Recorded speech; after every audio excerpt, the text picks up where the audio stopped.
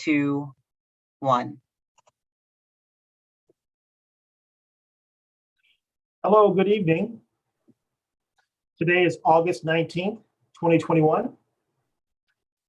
And I'm calling this meeting to order for ACDHH Commission Board at 4:35 p.m. I'd like to start with names, please. Roll call. Commissioner Williams,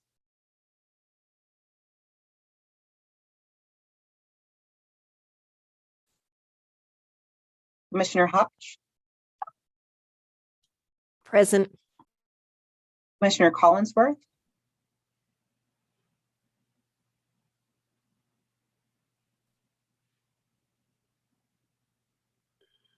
Present. Commissioner O'Rourke, Here. Commissioner Benton, Commissioner Scarborough, Here. Commissioner Jantz, Here. Commissioner Cinco, Commissioner Cohen, Commissioner Brimhall, Here. staff present, Sherry Collins, Emmett Hassan, Here. Carlos Here. Castillo, Here. Betty McIntyre, Carmen Smith, Here. myself, Kyla Dalton Nava, Victoria Vaughn, Here. and Jeremy McCown. Here.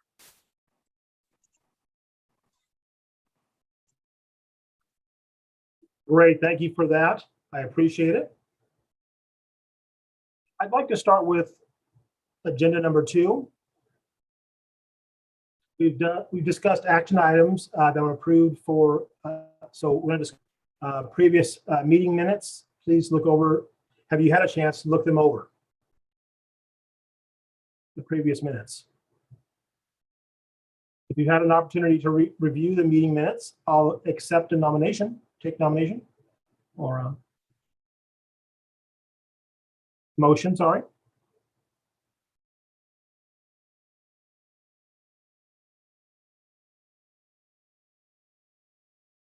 I have a motion for the minutes. This is Commissioner Cienko. I move that we approve the minutes. Okay. Thank you, Commissioner Cienko. We have a motion for the minutes. And anyone want to second that? Benton.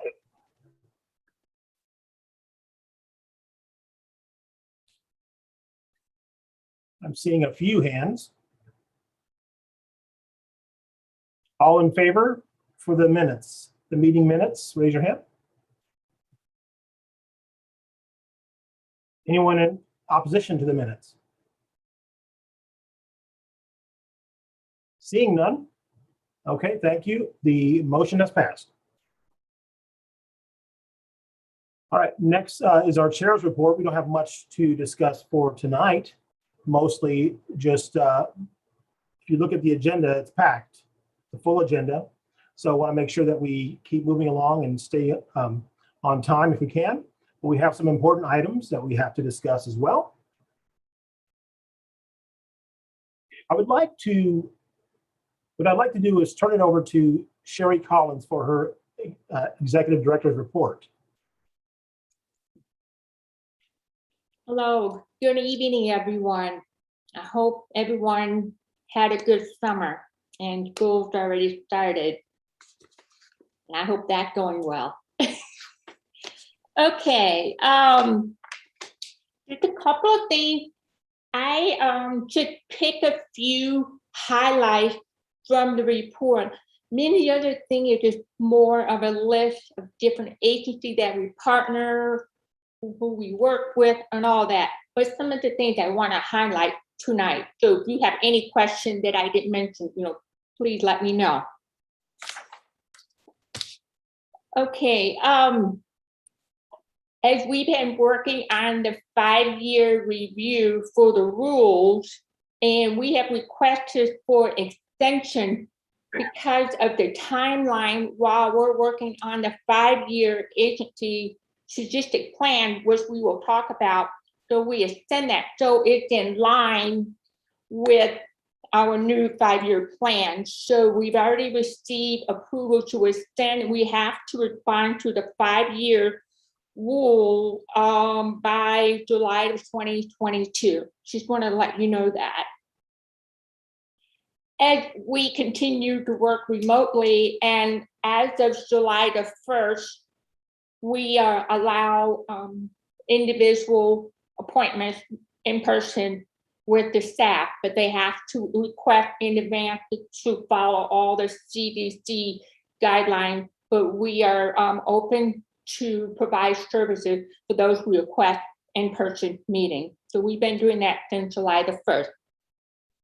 And the training request has increased, which is a good thing because of the technology, and we have all the resources to provide training. And I think more people are more attracted to that, but they don't have to travel or take time away from driving if they can't leave, or especially for those who are out of town. So we've trained since our last board meeting 387 people. So which is great. And the number continues to increase and the request is increasing. What you'll hear more about our 5-year plan on our education training areas. So you'll hear more about that later. The other thing, good news on the licensure interpreter rules. Remember, we suspended that with the COVID, the legal A has been approved. As of August 3rd, Carmen represented the agency, so she handled and led this effort. And I have to commend Carmen's leadership, the way she handled it with the team, the staff, including the court system, to make sure they didn't have any concern. And there was a representative that provided comment, and the GERC, that's the regulatory rule making committee that oversees all the rulemaking proposal, and they made it, well, the chair made a public comment how impressed Carmen did by including different stakeholders, and basically were telling other people, this is a good model, this is what it should look like, this is what GERC like to see. So I wanted to commend Carmen for her excellent leadership and demonstrating a great model. So kudos to Carmen. And I know she and the staff are happy that completed. And also on page 10, you will see a list of different media coverage that we've had. So you can see we continue to have different opportunities. And I think it's important that you see that not everyone may not catch some of those media coverage, but we are here on print, TV, radio, articles. So I wanted to make sure you have the opportunity to look at that. That's our standard report. Also in our last board meeting, I had mentioned, just kind of mentioned that the possibility that we may be partnering with CSC and the 211 on the ASL, and I don't want to call it hotline, the 211, when you call the 211, you can call and get a deaf or a person who gets signed to answer any questions related with 211. 211 is basically an information referral for the whole state. That's what that is all about. And CSD, that's Communication Service for the Deaf. That's the organization, the national organization that provides different types of business partnership opportunity. And also the 211 that handle the 211, The name of the organization called Solari. They're the one that provide the services with the agreement of DES, Department of Economic Security, and Department of Health.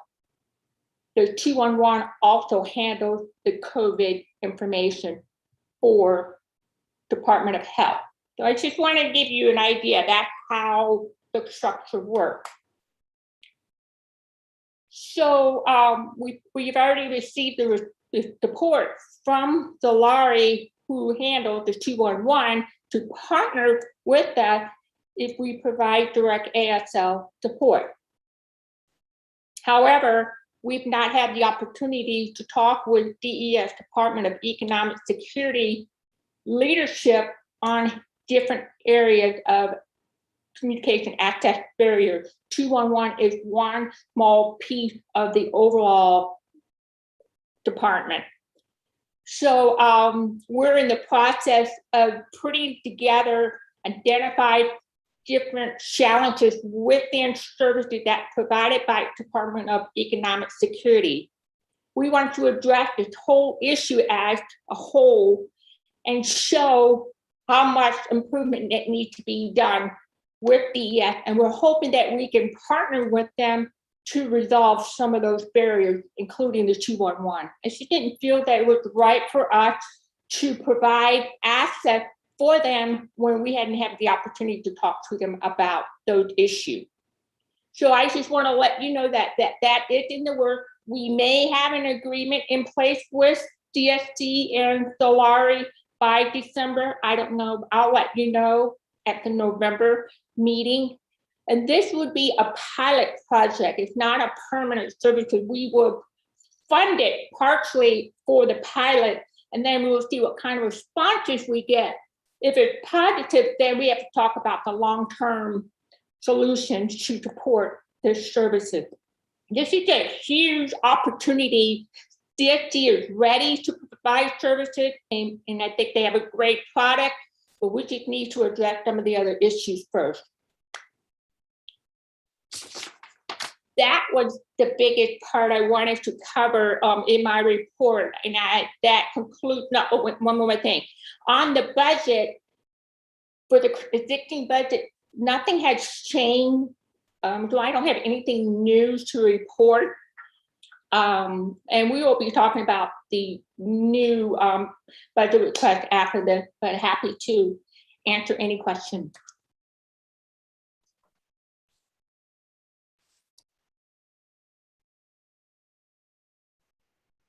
Thank you so much, Sherry.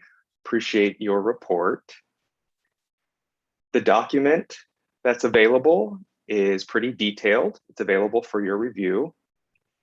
Any commissioners, do you have any questions or comments for Sherry?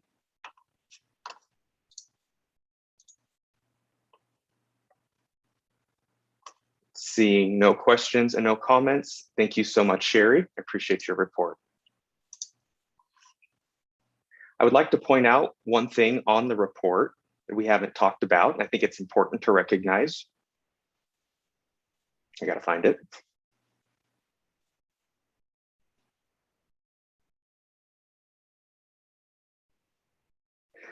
There are currently 2 vacant positions on the board that need to be filled. We need a deaf representative and a hearing aid dispenser representative. Those are the 2 vacant positions on the board.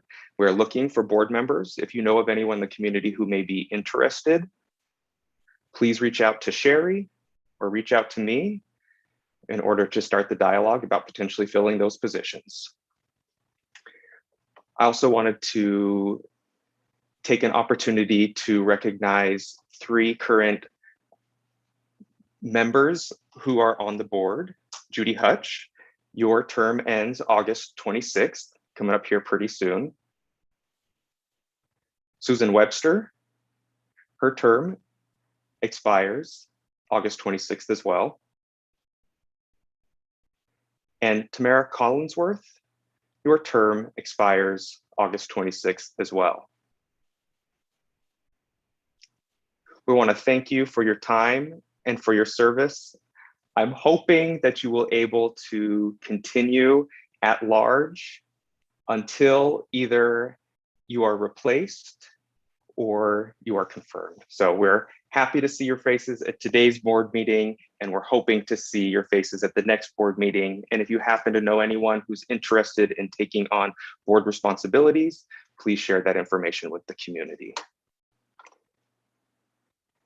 It's important that we have members from the community help Sherry and the commission with answering questions that they may have about ACDHH and the specialized services for the deaf, hard of hearing, and deafblind communities, and the hearing loss community as well.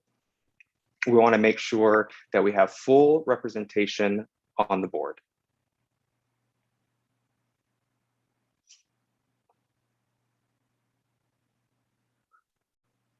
I would like to move on to the budget 2023, agenda item number 5. Oh, and I'm sorry, it looks like Commissioner Cohen, do you have a comment that you would like to add? Yes, I have a question. Do we know of any applications that are in process currently to fill positions? This is Commissioner Jantz. That's a good question. I haven't heard anything quite yet. First names need to be submitted. And Sherry and I will be working together to fill these positions, but we do need candidates who are interested in taking on board responsibilities. If you happen to know of anyone from the community who's interested in representing different communities, please feel free to share our contact information, either mine or Sherry's.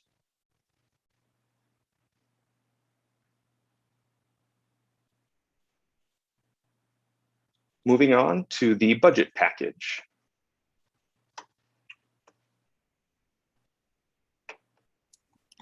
Okay, I'm gonna do this and Carlos will chime in if I overlook any information. Okay. Okay, every year, just for the benefit for the board members that are not familiar with the process, every year, every state agency requires to submit a budget request that is due September 1st every year. So we always crunch around the end of the fiscal year and then turn around prepared for the new the budget request. It's always a busy time in the summer in the office. So so what this year we are requesting 4 new positions. 4. And those 4, and I'm going to explain those 4 positions. Oh. Okay, hold on. Here we go. Okay, account payable position. The reason for that, we've had contract out for that services, so it will save time and would be more efficient if we had an in-house person to support Carlos' team. The other one is staff and interpreter. We're seeing an increase of internal staff interpreting needs, especially since we've been working from home. Our training requested has increased, and it would be cost effective because of the agency, the way the billing is, we have a 2-hour, 1 hour, but maybe we need an interpreter for 15 minutes. So it's going to give us more flexibility internally, and it'll be more cost effective. So, I mean, it's been a while, then we finally decided it is time, especially with all of the technology and the Zoom meeting. There are times that it's really a struggle to find an interpreter for a short meeting, things like that. So that's another position. And the other one is media communication specialist. That is going to help us really to improve our community engagement and raise awareness with the general public and the community of what's going on and how we can do better, provide services, information, and resources. So those are the 4 positions that we are requesting. Oh, one more. The Family and Youth Engagement Coordinator. We've had Sonia on contract through, I always get that confused, staffing. Knowledge services. What's it called, Carlos? Knowledge services. Knowledge services. Okay. It's like a temp agency called Knowledge Services. We contract with Sonia and she worked, I think, 30, 40 hours. I think she's 40 hours a week with us. And it costs us money. So we want to have a full-time position. And we did try to request for that position when Jennifer was in the position and it was rejected. So this time we're going to try again because a lot has involved and the more need to have this position.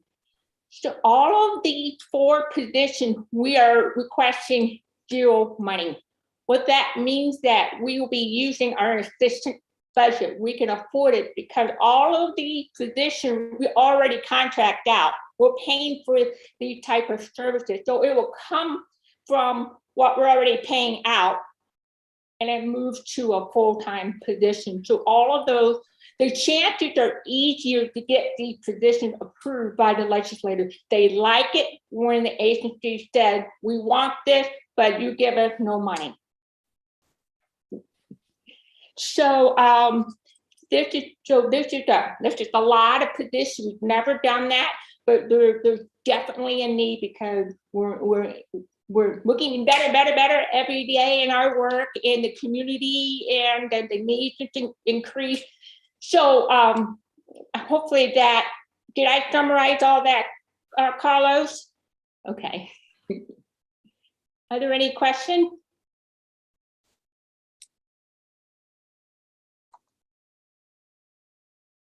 We're going to turn the time over to board members who have questions. Commissioner Scarborough.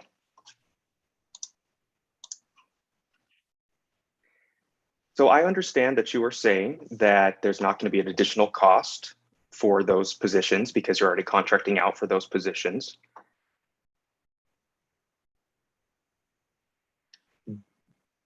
Do the costs include what you would be paying for insurance and employee-related benefits and costs, ERE, et cetera? Is that already considered as well?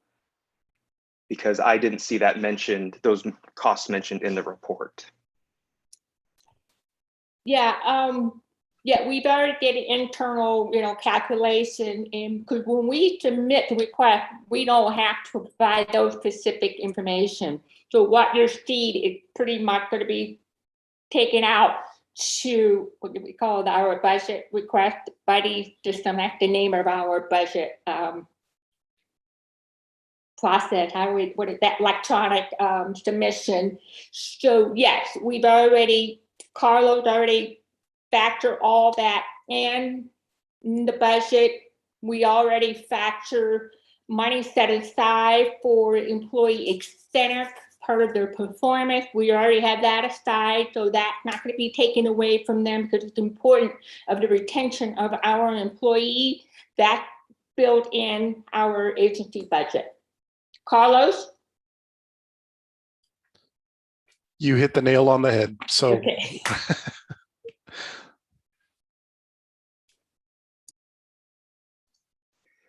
Thank you so much, Sherry. Do any other board members have any questions about the budget package?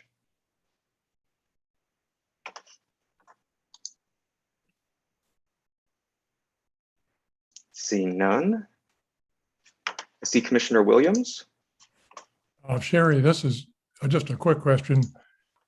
These 4 positions now will become a permanent part of the commission, and you don't have to go back and justify them every year, and your budget will be increased accordingly. Yeah. I'll let Carlos have that opportunity. thanks, Commissioner. So yes, the positions are permanent, full-time positions within the agency. We do not have to ask for them every year, provided that we manage our spending, as we should. We shouldn't have to request any additional funding now or later. With taking the spend that we use for interpreters and bring it in-house, it will offset. And most of the positions that we established, for instance, the family youth administrator, we're already paying a salary for that. So there may be a slight uptick as far as covering the benefits, but overall it should offset one another. So again, we take a little from here, take a little from there. We'll be able to cover all expenses without having to request additional funding from the state.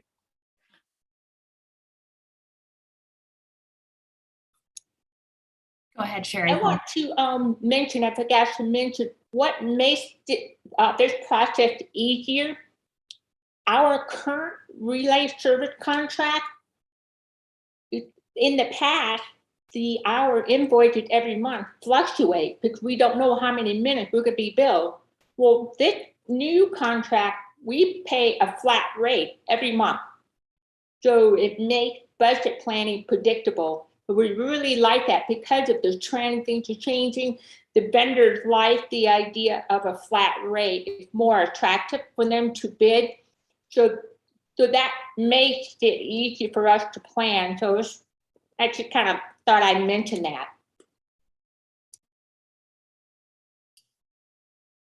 That's a great point, Sherry Collins. I agree. I think that will help with the future budget requests as well. So, and if there's any other questions from the board. Okay, I just want to remind you that this is the action list. So the board has to approve for Sherry, for ACDHH as the team to proceed with everything, and then I'll put in a motion for that request.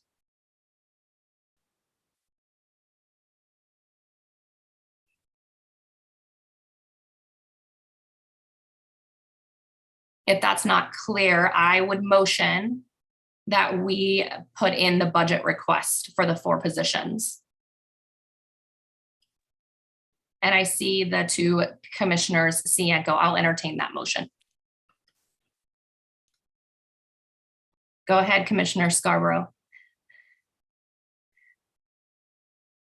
Okay, I approve. I motion.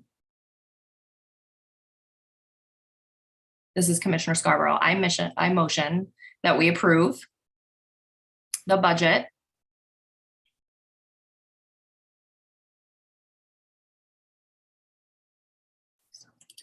package that was proposed to the board. Thank you. Package that was proposed to the board. Okay, just to be clear, I want to make sure we have a motion with the board's approval for the budget package as shown to the board. So do we have a second for that?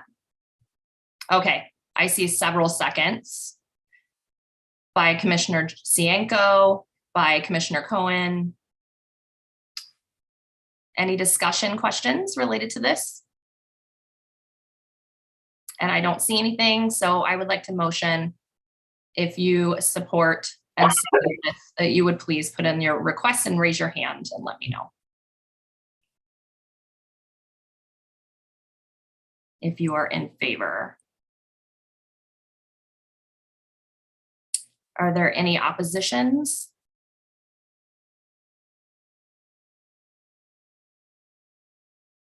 Okay, I see and hear nothing, so the motion passes. Okay, next I see public comments on the agenda, but it's my understanding that there were no public comments that were submitted to Sherry, so can you confirm just to make sure that we have no public comments that were submitted? Okay, there are no public comments, so we're going to move on. And I would like to have Sherry discuss the 5-year plan for the agency's goals. Hello. Okay, I'm going to be very brief because Betty will take over this part of the agenda.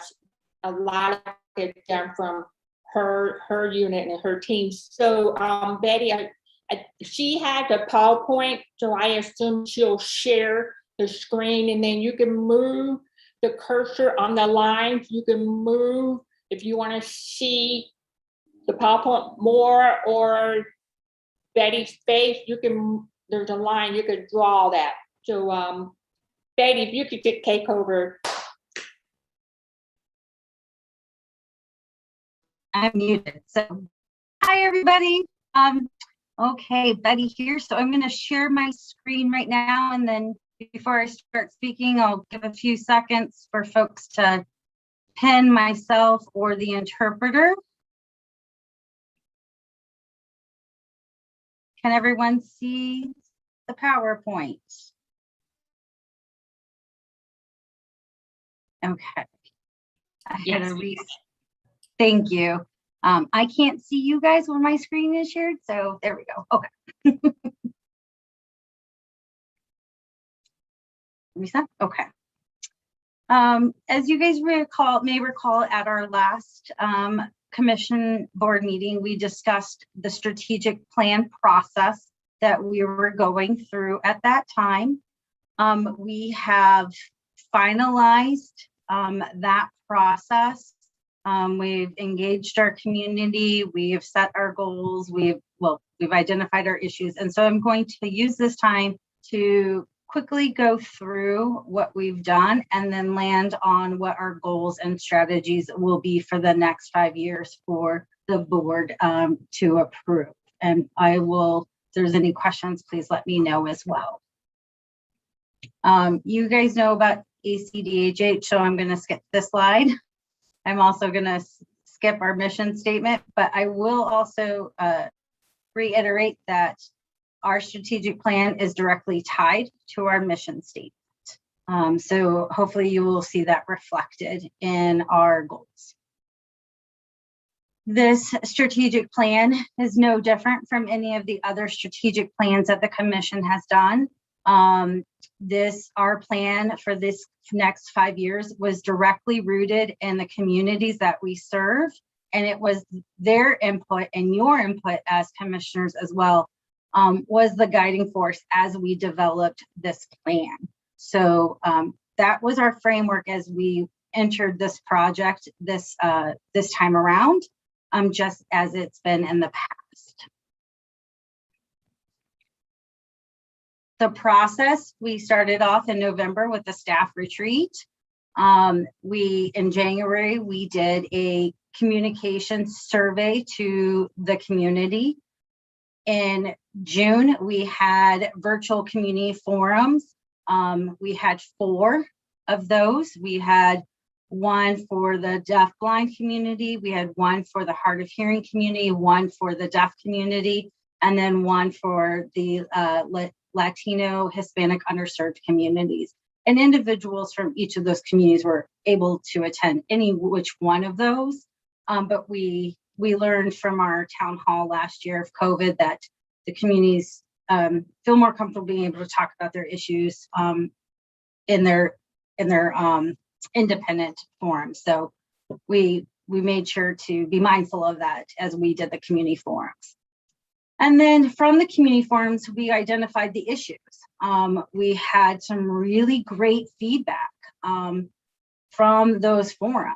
We had individuals who attended and spoke to very specific things. We did what's called a SWOT analysis at our community forum. So we did strength, weaknesses, SWOT is strength, weaknesses, opportunities, and threats. That is a strategic plan strategy that we utilize to pull information and feedback from the communities that we serve. We also took information from the commission survey that you all completed, and then we also went back to that survey that we did in January because we had such a high number and valuable input from that survey. So, and from the staff retreat, and we just took this all together and created the plan that we're going to present next. So in the forum, Betty, Yes, ma'am. can you hold on for a second? I'm watching YouTube. The interpreter's not on their screen with your PowerPoint. I only see you, so hold on. Okay.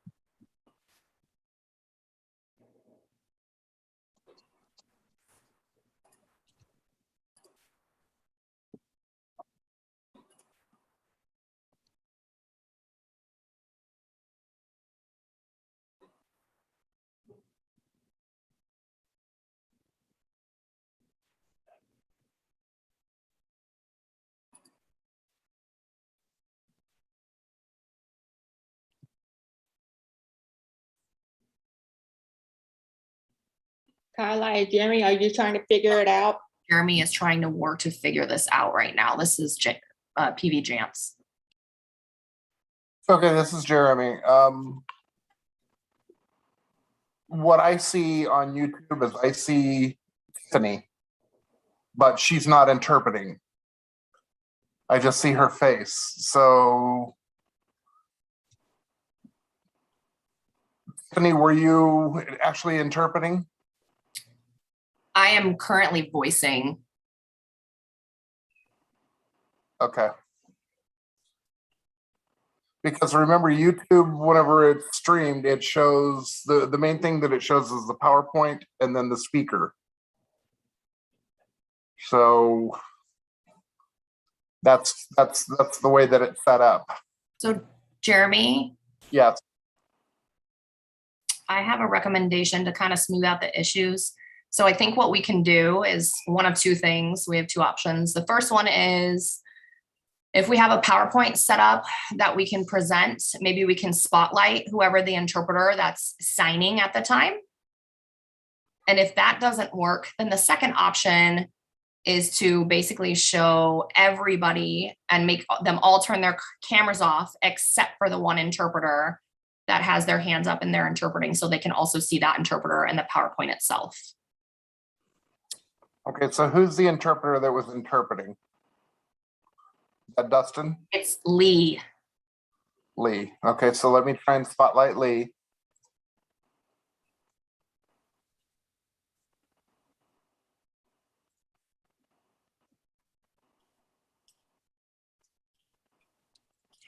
Hey, Lee, if you want to go ahead and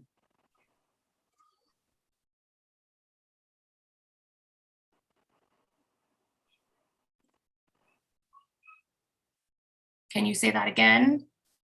I'm okay, give Jeremy, me a second. You kind of stopped, you cut off for a second. If I can go ahead and do what? Go ahead and interpret. Just give us a couple signs. Okay. Okay, now it seems to be working. Okay, good. Thank you, Tiffany. Awesome.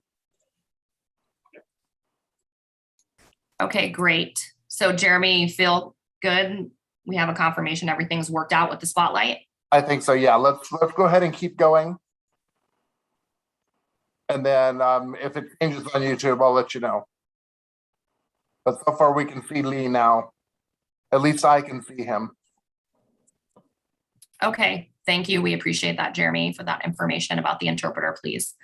Know that when the interpreters are switching, that you're gonna have to switch the spotlight. You have to let him know whoever's gonna be signing in that next 15 minutes so that we can go ahead and change that. And Dustin saying, yeah, we're changing now, actually. So it's gonna be Dustin that's gonna be spotlighted. So if you wouldn't mind transferring that spotlight to Dustin, Jeremy, I would appreciate that, please. Give me one sec.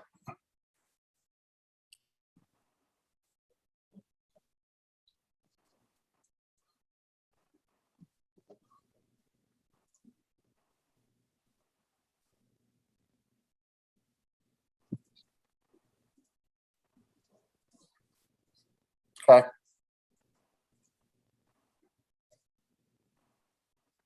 All right, it's all yours, Betty. All right. So from where we left off was the issues that were raised from the community forums and the surveys were these four. And I'm going to go through briefly which one that we've identified in the themes. One is information and resources, but it's not just needing of information resources. It's about needing information and resources that are accessible to the communities we serve. And so that is one of the things that we looked at. The other one was increase awareness of ACDHH services. So not only increasing our awareness about what the commission can do for the community before they have an issue, but also explaining to families and parents who have newborns or children who are deaf, hard of hearing, or deafblind, and how the commission can help serve them and connect them to other resources in the community. Lack of equal communication access. This is consistent through private and public sectors. Not being able to engage within the community and government was a huge issue for the communities that we serve. And then lastly was more education and training, and the request to provide more trainings and workshops and education, not only to the community members that we serve, but interpreters also requested this as well, and other stakeholders and others who are not part of our bubble that they would like us to continue to reach out and provide additional training, education, and opportunities. So these were the four themed issues from that process. And from there, we went through and identified the plan.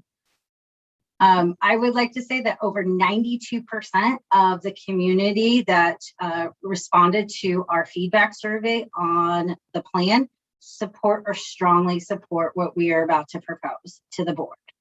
I think that's critical because you go back and remember that this is based in the people that we serve. Additionally, in the feedback survey from the plan, we did also receive additional feedback from those who supported our plan, and also from the 2% who opposed our plan that I'm highlighting here.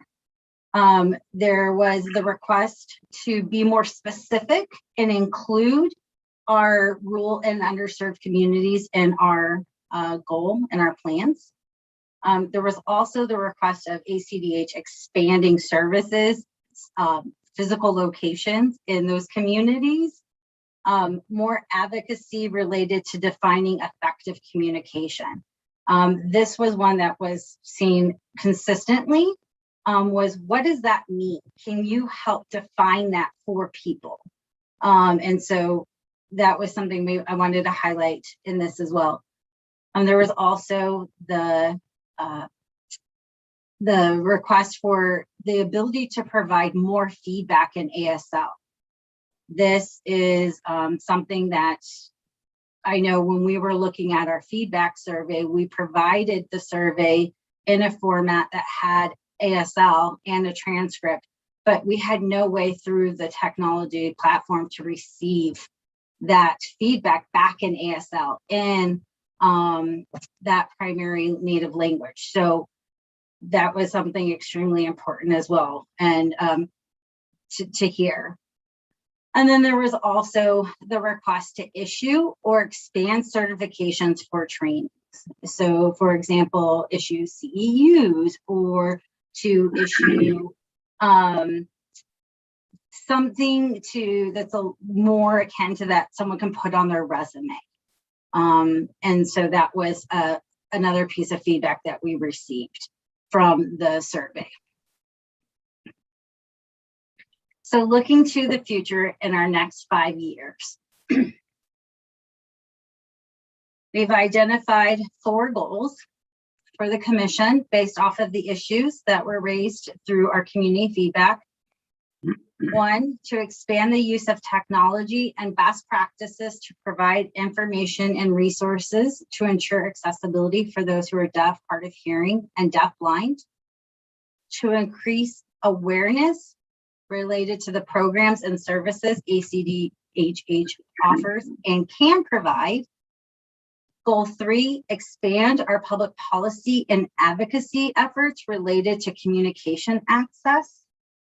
And then goal 4 was expand educational opportunities, both online and in-person trainings and workshops for the communities, interpreters, and other stakeholders, including the public and private sectors.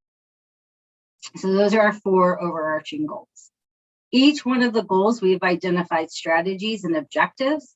I'm going to go through these briefly to kind of identify some of them. You will receive a copy of this presentation as well, but these are the 4 main goals. So our strategies to accomplish goal 1 is to develop resources and materials that are fully inclusive of the communication access needs of the communities that we serve. Sherry mentioned the media communication specialist. One of the things that we received in our feedback is that our, and we just saw it in one of the highlights, is that we need more information that's fully accessible. Not, I think, I'm going to quote a community member as they said, I don't want just a plain transcript, a plain text transcript. I want to be able to see a video in ASL. I want to be able to see the information right on the screen at the same place at the same time as someone else who gets to just read it. So things like that. The commission already sets the standards and models best practices for effective communication access to information and services and resources. We want to continue to model that. One of the things that this is about expanding and increasing on what we already do, showing other state agencies, for example, that information and resources do not need to be only in English text, heavy text based. How do you provide that in an ASL format, for example? How do you provide that in a format that's fully accessible for our deafblind communities? So we want to lead by example, continue to lead by example in that. And so that's a continuation of that strategy. And then Sherry mentioned the FTE positions already as part of the budget package, so I'm not going to discuss those. So how do we accomplish those strategies? Well, we set some objectives that are required as part of our strategic plan. We want to improve our current website. We think by improving our current website and make it more accessible, we're going to increase the number of visits, and folks can locate the information easily through our website if we do so. We want to develop and deploy more audiovisual information, i.e. more videos that include ASL about the information that we receive. So more vlogs, for example. But we also want to, as we're going through this development, to get the community involved and have focus groups to make sure that we are on the right path and in our success as we accomplish these goals.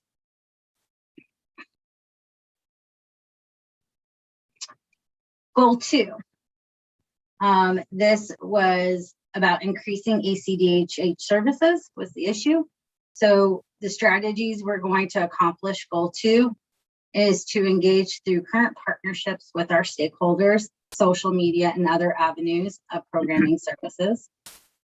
We want to develop more programs directly focusing on the deaf, hard of hearing, and deafblind youth and families. ASDB can only do so much, and there's a whole lot out there that it's a natural fit for us, and especially within our partnerships that we have with ASDB and other organizations, and be that center point of being able to help connect families and to ensure that their child, they're raising a successful deaf child. And then continuing to raise awareness on the importance of access to effective communication. This one has a couple of more strategies. We want to create a youth and family ambassador program. This is another way to engage youth. This was huge. A lot of our feedback was like, we need to start thinking about the youth and we need to be looking at families. So we would like to create an ambassador program focusing on engaging the youth and families. And then we'll continue to increase our outreach and our awareness to Arizona Relay Service and the Arizona Telecommunications Equipment Distribution Program. That's vital for us. Oops. All right, so our objectives, if we're going to have a family and youth ambassador program, we got to develop what that's going to look like. We need to develop curriculum. We need to develop training around it. We're going to have to recruit youth and families. We're going to continue to increase ACDH services and those various communication mediums that we talked about. And we want to continue promoting the awareness of the hearing healthcare program. For those commissioners who may not know, is that in the last strategic plan, the hearing healthcare program was one of the goals, and they were successful in accomplishing that. And so now we're in that next phase of promoting that part of the commission. And then we also want to increase the awareness of relay services and the equipment distribution program. I did not mention this earlier, but this is something that we've been talking about internally. And so we want to do more. We want folks to know more about what relay is and how the commission can help with the equipment distribution program for their, for themselves and for their families, their children. And then we are also going to have the objective to offer resources that will help to improve the skills of American Sign Language interpreters. And that objective is a carryover from the current strategic plan.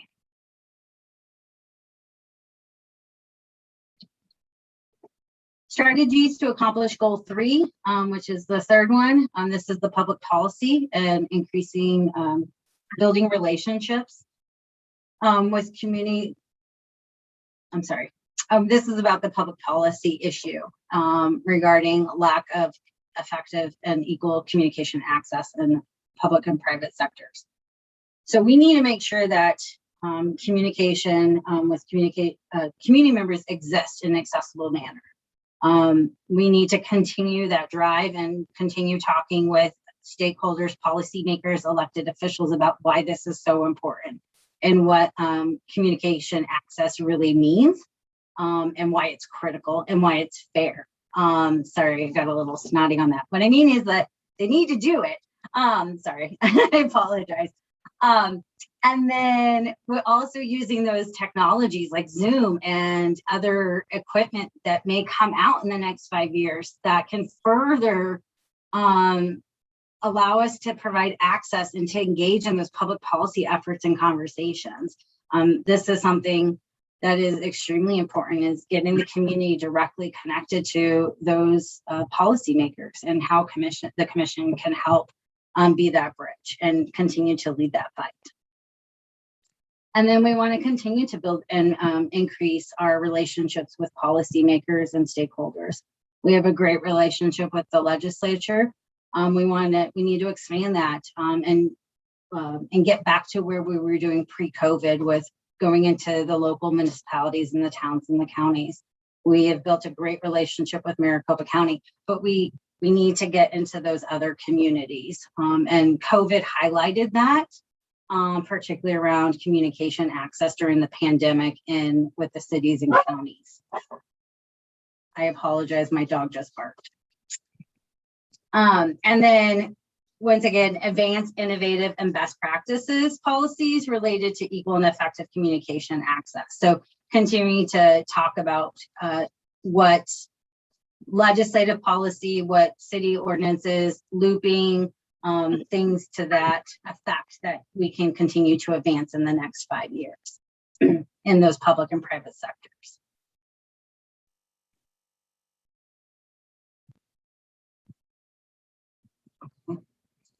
Our objectives in this is to target, improve that equal and effective communication access. We're going to ensure that we improve access and targeted outreach to rural and underserved communities who are deaf, hard of hearing, and deafblind.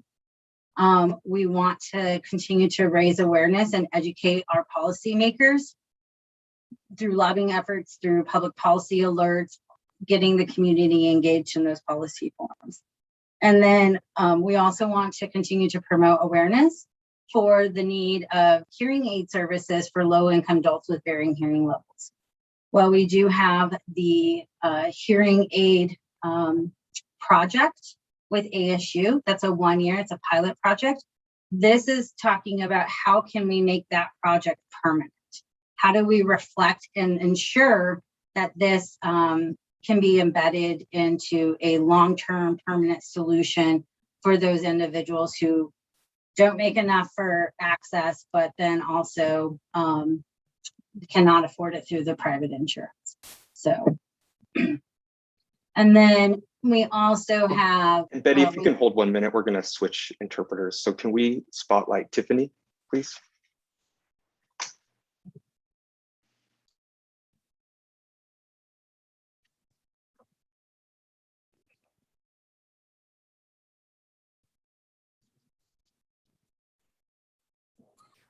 We're good. Okay, thank you. Okay. So now we're on the last goal and the last strategy. We're going to improve accessibility and time flexibility to engage learners in educational and training opportunities. This speaks to the online platforms that we were talking about, providing more online trainings that users can use it at their own pace. That's an idea that we can look at this for ongoing education, learning, whether that's going to be a webinar that's static or live, but that's one of the strategies that we want to look at for this. In order to, one of the things that came out from the surveys was, please survey us on what, on educational training topics. The community, interpreters, and other stakeholders. This is another way to engage them, and that our staff, who are wonderful at providing those trainings and are experts in that, in those subjects, can do that and really get folks connected to the resources and education that they're seeking.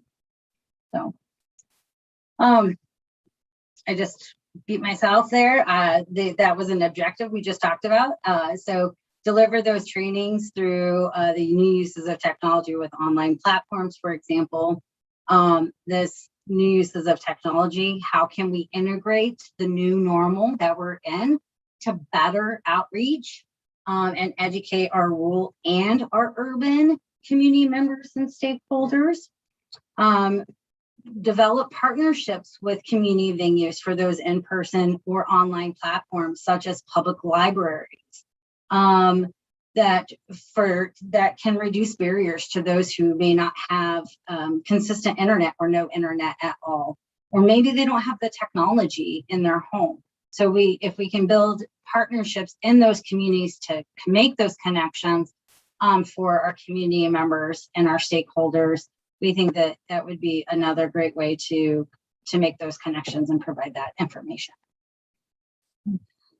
So those are our goals, our plans, and our objectives. And there's my quick little footnote that says that not all FTE positions were included in the strategic plan, but they were included in your budget package.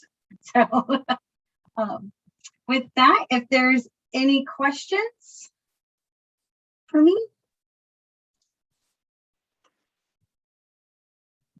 And this is Commissioner Jantz. I just want to make sure that everyone has an opportunity to get their Zoom screen all set up. Now that we've stopped sharing the PowerPoint and we will no longer be spotlighting individuals, we can go back to the original view. Jeremy, are we ready to continue? Yep. If you're not seeing everybody on screen at once, make Sorry, sure Jeremy. to. Sherry saying I was just looking, but we're good now. Right. If you're not seeing everybody on screen, make sure to click up at the top gallery view up in your top right. Okay. Thank you. I'm happy You're welcome. we got the technology all worked out. Thank you so much for your patience. And thank you so much for the community letting us know when something wasn't looking right on their end.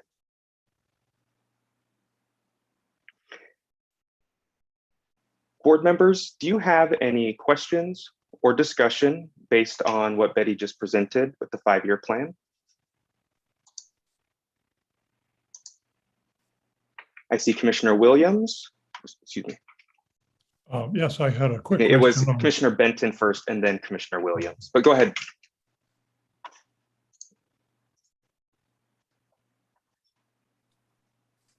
I just wanted to say, Betty, that was a wonderful, comprehensive plan. And one of the things that I wrote down in asterisk on my little piece of paper here was lead by example. And I just love to hear that. And I love how you have it echoed at different points, and then equal and effective communication access. I just think that those are just such important points. And I know from the passion with which you speak that you're not just saying that you really mean that. And I look forward to seeing this come to fruition on a statewide basis.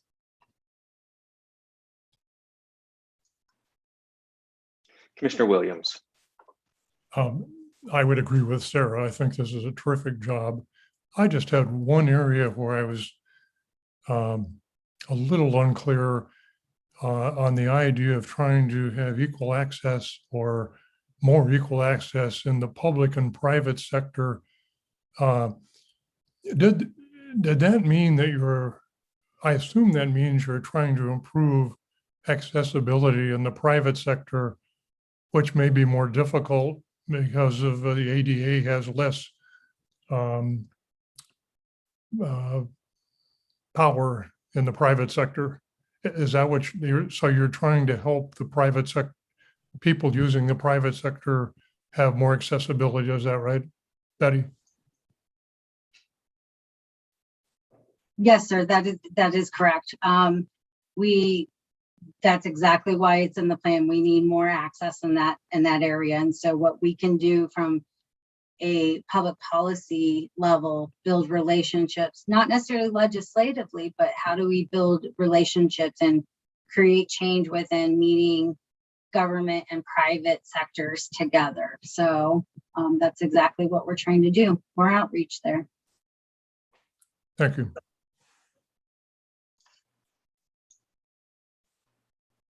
And I see Commissioner Cienko. This is more of a comment to Betty. I want to say thank you so much for sharing that beautiful PowerPoint presentation. And I want to say that as a deaf person, thank you for being an ally and advocating for us. It really means a lot, not just to me, but also to the deaf, hard of hearing, deafblind communities in the state of Arizona. So thank you so much for your hard work and dedication. Thank you.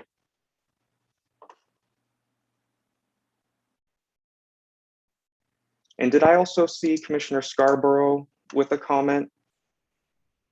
No? Okay.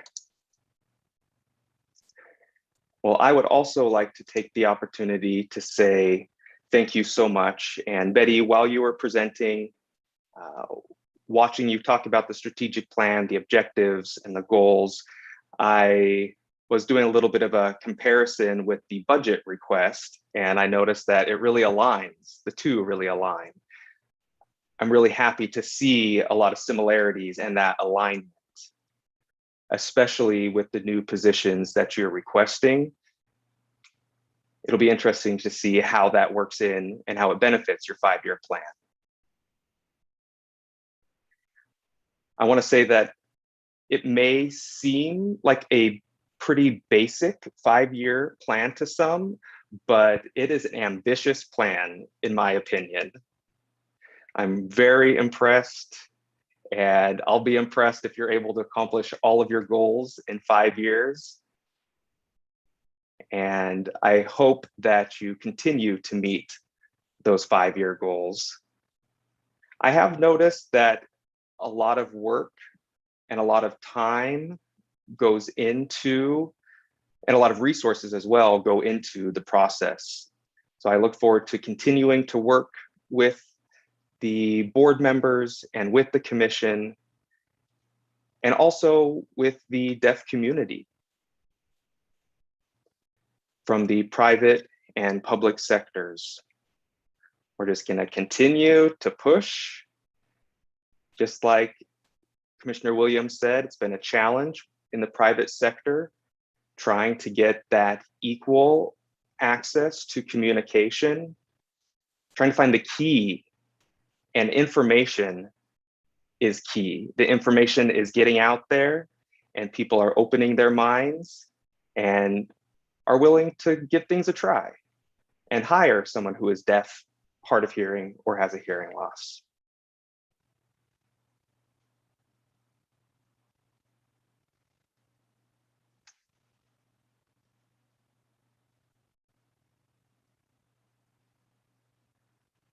Keep in mind, this strategic plan has been presented to the board for your review and approval. This basically sets the 5-year path from the board, directing the commission on what their goals and priorities should be. So if you feel that we need to make any revisions to the plan, now is the time to give your feedback. If there are other points that you would like to bring up, now is the time to mention them. If you're happy with the plan as presented, I'm also willing to entertain a motion.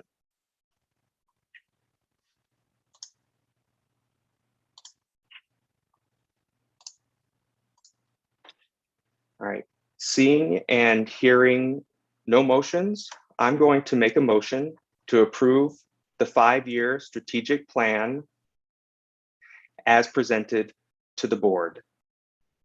I'm in favor of this big strategic plan that you have, and I see a second. Actually, I see 2 immediate seconds. Commissioner Hutch and Commissioner Cienko have seconded the motion. Any further discussion on the motion that's on the floor?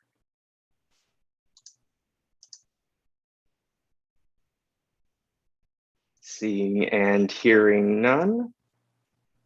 All in favor, please raise your hand or say aye. Aye. Any opposed?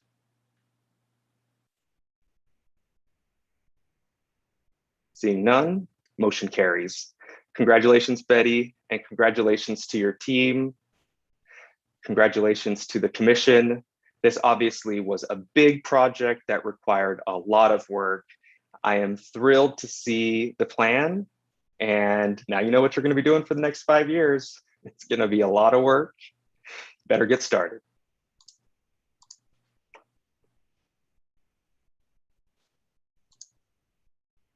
Moving on to agenda item number 7. Oh, excuse me, agenda item number 8. I'm going to be turning it over to Commissioner Jennifer Scarborough.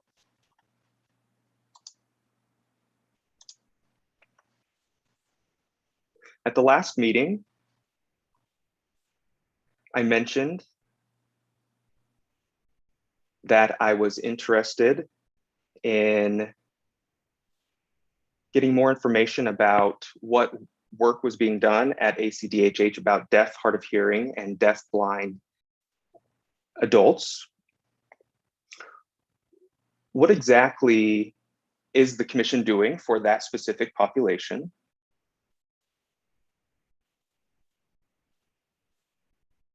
I know a lot of focus has been on adults and the senior population. And right now, the new focus is on youth and infants. But there's kind of a missing middle group in there.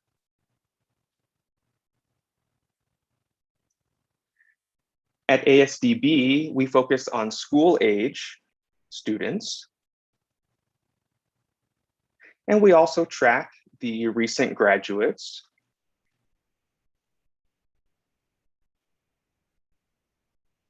And we see what happens after individuals graduate. We ask if they have a job, if they're enrolled in college, and are they active in their community? Are they struggling? Or are they doing well? Are they doing what they would like to be doing? We want to know if they need any assistance.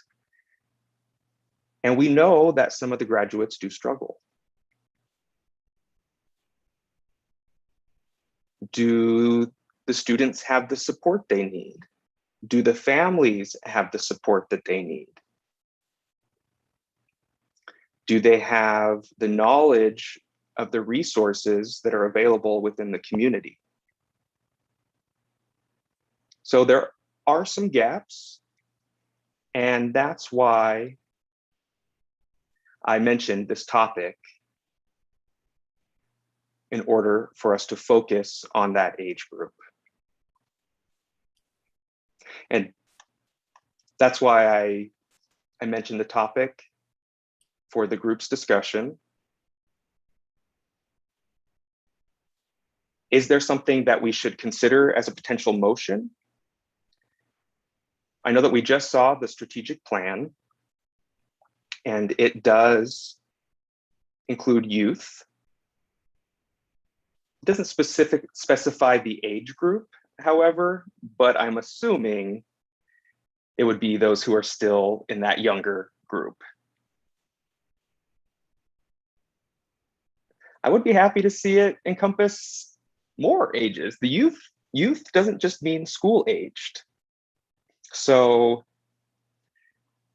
that was my goal in mentioning this topic.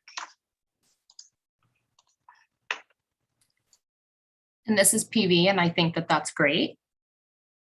Oh, I was waiting for the interpreters to switch. Jeremy, can you spotlight Lee, please? Oh, you don't have to be spotlighted anymore because we're not screen sharing, but thank you. Okay, so the Commissioner Scarborough had a great point. It's a really important topic. I'm glad it's up for discussion.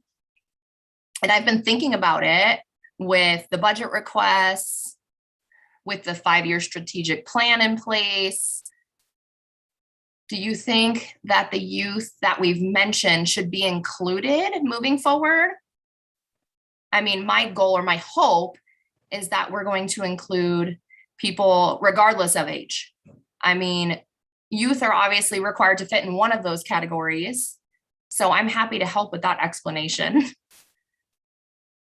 And I tend to operate from like a younger age inside, you know, when you're maturing and you're growing up, and it gives them that opportunity to be exposed to networking, you know, if they have questions, if they're curious about board discussions, or get the staff involved in feedback for that. I think it's possible for us to have either a volunteer in that field, for like a youth volunteer, maybe through ACDHH, or someone through the staff that we could provide, and they could provide exposure. They could provide growth opportunities. You know, it's kind of encompassing motivation, or maybe that could be something that ACDHH includes later with the board, or we could do a partnership in the community, maybe later.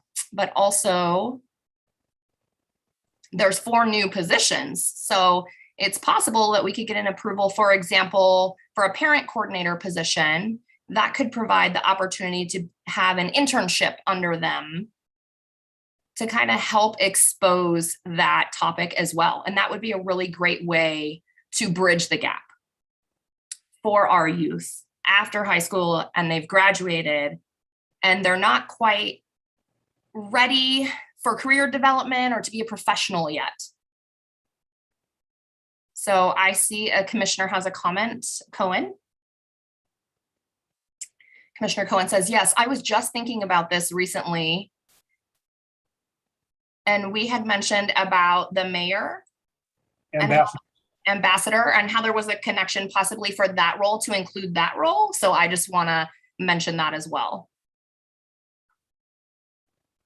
Yes, that's exactly what I'm talking about. So in the process of getting the goals, that's a good mention. Thank you. And I was just curious if there could be a different position and what that could look like. And I know some of that depends on approval of the new position. So we're hoping those 4 are approved. But at the same time, I've been thinking about maybe the commission can just have a discussion with the board and get our feedback and requests in. So I'm just curious if any of you guys on the board have thought about that, or if you have any comments, or if there's any comments from Sherry on this. Sherry saying Betty has a comment. Hi, yes. We actually have been having this very same conversation as we were looking at the Family and Youth Engagement Coordinator position. What would that contain? What would that entail? Everything that Commissioner Scarborough just mentioned, as well as what Commissioner Jantz talked about, is something that we kind of envision within that position, and not just, and could be a part of the ambassador program or something different, because that we see that gap as well. That what do you do for those kids coming out of high school, 17, 18? How do you create that, like a mentorship or buddy system? We've also looked at having the very same conversations around those young adults and the need for increasing that access and engagement to the services in the community, but also to know that that, you know, what it means and how they can thrive. So, and to have that. So yeah, I just want to validate everything that you're saying is something that we're having those exact same conversations as part of the strategic plan. And if we're successful, and if we're not successful in obtaining those positions, it's still going to be a goal, and it's still going to be an option that we continue to have and want to implement. So I don't know if that helps. Yes, Betty, that is nice. It's nice to see staff having discussions and showing examples and sharing ideas and brainstorming about what Commissioner Scarborough had discussed in her comment. I think it's great, and it can align with a 5-year plan. And I think having those comments and those discussions are important. So something that just kind of came up is, if it's possible, I'm just curious what you guys, the board, what you all are thinking as far as, you know, your professional knowledge and what we are accepting to be adding to be representative of the board, because we have to think about those things. And exactly as Commissioner Scarborough had mentioned, I don't know if we're allowed to, example, to have a youth ambassador that we're able to set up under, and maybe ACDHH can support that. I'm not sure what we're permitted to do in this situation. So if this is something the commissioner can do, and there can be a position and a paper written, you know, related to this, and we can research more about the position, or if this is something that is kind of like dangling a carrot in a sense, like maybe we need a volunteer for the board to have a mentorship type program. They can hopefully join board meetings, and if they can be in person in the future, which hopefully they will be able to, we can provide resources for the youth at the board meetings, and they can be exposed to different experiences through that. So I see that Commissioner Scarborough has a comment. I think really we need to ask the staff to research more into that and just get more information. And then if we can do more investigating on that topic, then we can find out what the supervisory role could look like, what an internship could look like with the commission. And we can ask them to figure out that role for the youth that are deaf specifically. That's one thing that we can ask them to do that. And then also another thing is we could ask them to do more educating in related to deaf youth and hard of hearing youth. Because right now, I feel like the education goals for older deaf people right now, like if you guys were to watch an ACDHH presentation, you can see that the goals, they're targeted for adults currently. So if you watch the presentations, you can see that. So the whole presentation is really geared towards adults. So it's not really for teenagers. And we need to ask that to be adjusted to include teenagers as well. You know, we kind of need to use friendly teen language, something that's more fitting to that group and that population. And we can ask the staff to do that. Absolutely. And for example, ASDB has 2,100 students right now. I mean, that's how many we're serving currently. There are so many students right now. So if you guys were to come and do some kind of presentation, you know, our hard of hearing students and our deaf students, right now, we even have increased our number of deaf blind students, and we'd love to be able to meet them. We want to talk about it that way. In their language, in the language of a teenager, the way that they'll be accepting and understanding, and they'll feel, oh, okay, I can do this. I'm going to graduate soon. And I'm kind of feeling maybe I need a little bit more help, a little bit more support with whether it be Social Security or, you know, in the back of my mind, oh, that woman, I remember that woman at ACDHH, she had talked to me before. Oh yeah, I can get in contact with her again. Just empowering them with that information. So that's really what I'm trying to get at. And I think that's good to remember. So really that's what I'm talking about. But if it's just a boring lecture, it's going to go in one ear and out the other, in their mind and right out. So that's a teenager for you, you know. Thank you, Commissioner Scarborough. I would like to say how we need to bridge that gap and create those relationships and those partnerships. I think this is a great discussion. And to be completely honest, watching your comments, I propose that we put something in teen language.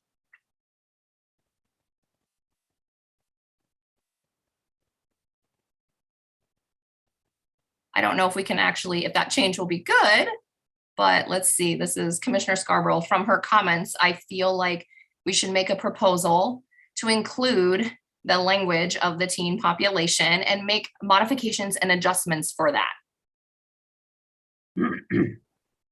This is Commissioner Jantz.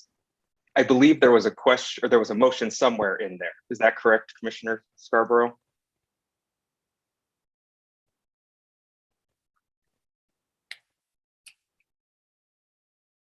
Oh, there's no motion. Just as the commission chair, I'm not motioning, but I just wanted to kind of throw that tidbit out there to Commissioner Scarborough, if it would be a possibility for her to motion her comments. And we can put the spotlight on Commissioner Scarborough for that. So Sherry, what do you guys think about this right now? What are your thoughts or comments related to this topic? Sherry. Jennifer, first of all, thank you for bringing that to our attention, and we agree. And like Betty said, there was some conversation internally because of having Sonia, we had to do some analyze what the system looks like in different areas. So, and that includes exactly what you're talking about. Because you share that, and I would be very happy to provide you more detailed ideas at the next board meeting if we're ready, or the January, because what we wanted to do today, get the board's approval on these two, the position and the 5-year plan. The executive team actually is meeting tomorrow to talk about the details of each goal, measurement, what we're going to do. That's tomorrow. So and you want on record, so noted to us, you have our attention on that. We're already talking about the idea of having an intern. You know, that's something that we can do. And you know that, Jennifer, we've already had some college students, but we can do some appropriate age employee to work, or, you know, when it is safe. You know, so I just want to confirm and reinforce the concern that Jennifer shared, because I feel the same way. And I guess we need to find some other areas how we can make our presentation, our activity more hip for that audience. I get that. We get that. They need to be busy and whatever. Maybe we want to do a hangout on Zoom with specific topic with the youth. I don't know, but your idea is always welcome. So that would be my recommendation, that we will follow up. But still doesn't mean to stop you from sharing your ideas with us, because we want them. And I don't mind tabling that for the next meeting. We can listen to what you discuss, and listen to what you think, if you think it's okay, if that's fine with you. This is Commissioner Jantz. I want to make a comment. I don't think we need, it's necessary to table that topic. What we'll do is we'll set up a continuing dialogue, and we'll have Commissioner Scarborough as our representative for that feedback with the youth community engagement, and maybe she should be involved in some of the feedback dialogue before presenting to the next board meeting. Curious, maybe some of the commissioners can provide some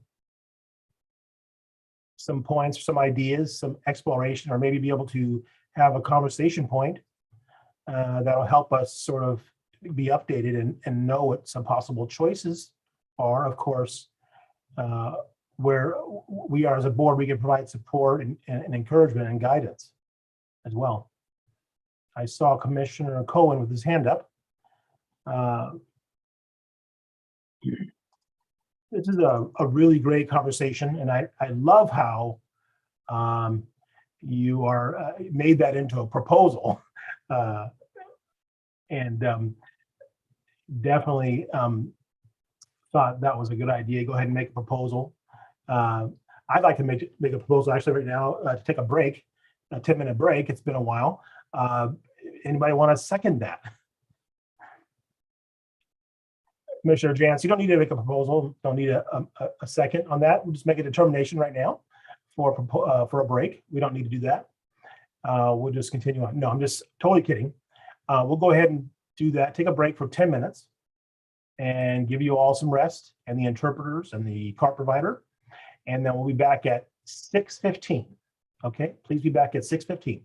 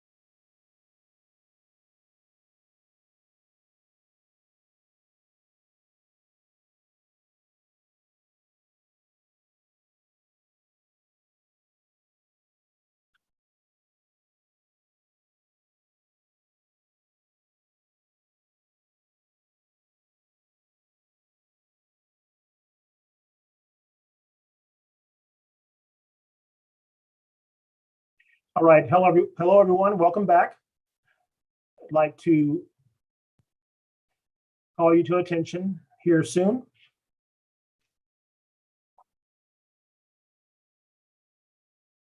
All right.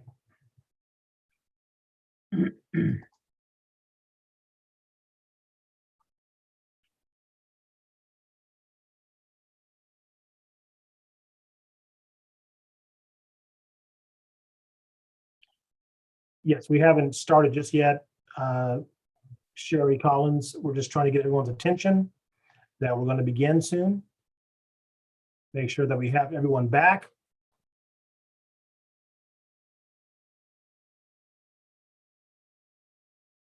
Do we still have quorum? 1, 2, 3, 4, 6, 7. Commissioner Collinsworth, are you here?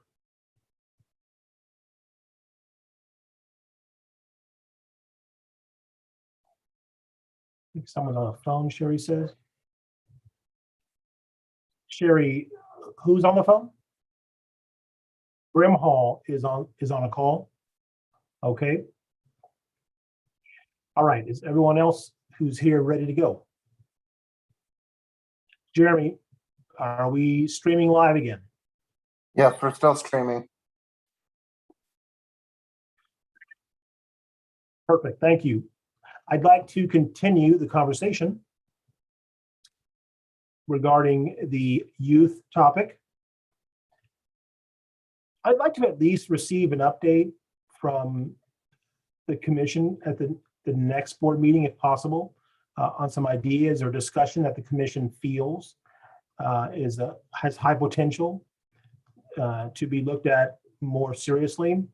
I'm hoping to see this as a continuing dialogue conversation that we can set up something for sure.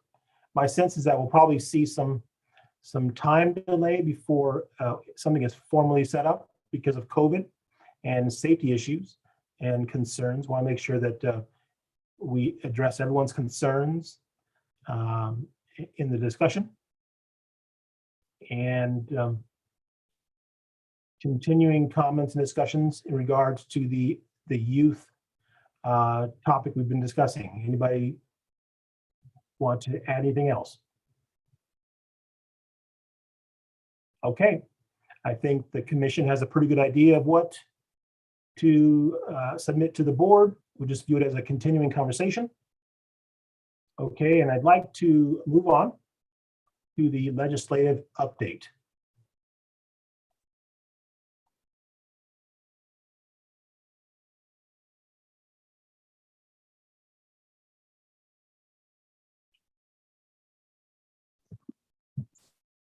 All right. Hello again, everybody. Betty McIntyre. Just briefly to discuss the legislative update. The legislative session is officially over.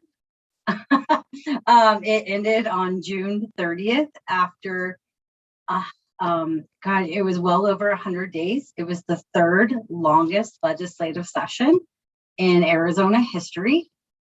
It was the first legislative session to be nearly all virtual, which posed its challenges as to engage in the process, not only for folks like myself who are tasked with ensuring policy is either stopped, amended, or pushed through, but it was a challenge for the public to engage in the process from my perspective. I will say, though, that we had great success on ensuring access, communication access for our members from the public and the community who sought to testify on House Bill 2863, which was the ASDB, Local Education Agency Bill, and as well as SB 1092. So we were able to work directly with both the House and the Senate on walking them through on how to make their Zoom public hearings accessible. In addition, we saw the rollout of the new captioning system that the Legislative Council did this year. It's still on a request basis. It is automatic speech recognition captioning, but it was the first that they've had that where it was on demand. I could literally call an hour before and say, can you flip on the captioning for this hearing? And we were able to have captioning happening in multiple committee hearings at one time or on the floor. We still need to continue our advocacy efforts on that service through Ledge Council. One of the things that we try to explain to them is that automatic speech captioning, while it's not the greatest, one of the things that is a benefit is as it recognizes people's cadence, recognizes speech patterns, it will be able to automatically correct itself. But you have to utilize it daily and consistently for it to be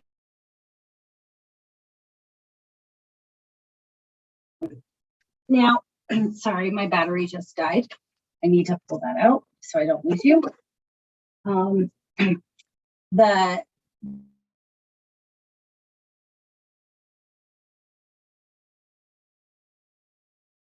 In the interim, all the budget bills passed. That stalled part of the budget discussions. The governor signed the budget, all 11 budget packages within hours of meeting a government shutdown. So it was teeth biting for sure on my part. I was like, well, I don't have to watch the budget except for I need the budget to pass. So, because our employees got to get paid for the work they're doing. So we were able to get that, that was able to get done. So, but with that, I'll just, if you have any questions about the budget, about the legislative session this last year, I wanted to create an opportunity for anyone from the board to ask any questions. Thank you, Betty. Any board members have questions or comments? I see Commissioner Hutch. Mostly, with this last session, I did have to sign up to speak, and I found that process very difficult, especially for anybody who does not live around the Capitol. And even if they relaxed things for COVID, it was still very challenging and a lot of miscommunication. So I don't know if there's anything to be done to just make that process easier to participate in our government. Yes, 100%. That actually, we thought COVID was going to be the silver lining to us actually getting changes made in how the public engages with the request to speak system. The request to speak system is the legislative system that in order for you to go in and seek to make a comment in writing or to request to speak in person at a committee hearing on a certain bill, that's the system you have to use. And that system requires you to go down to the Capitol in Phoenix or the satellite kiosk in Tucson. Those are the only two places that you can sign in on the first time. You have to create an account and then go log in at one of those two sites. So the commission, along with several other disability and other advocacy, rural advocacy groups, actually lobbied heavily to both the Senate president and the Speaker of the House to change the system to allow a virtual login.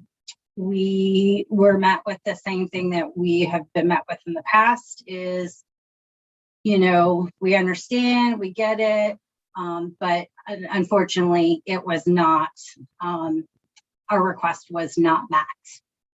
It is something that we're going to continue to advocate for, and that is because, not just because of COVID, because of anybody. You should not, if you are a tax-paying citizen, if you are a registered voter, if you are any of that, and you have a right to access your legislators. And that was, and we'll continue to fight for that because it is difficult. And in addition, I would also like to say, we not only made the request for the system to be accessible virtually, but we are actually made recommendations to make the system itself accessible. So one of the things about the request to speak system is that if you utilize a screen reader, you cannot navigate the request to speak system. So that has an impact for our combined vision hearing loss deafblind community who utilizes that tool. Also, we asked for additional instructions to be either in plain language, simple language with icons, and within an ASL instructional video. So going back to our strategic plan and how we're continuing leading by example, this is what we're continuing to do.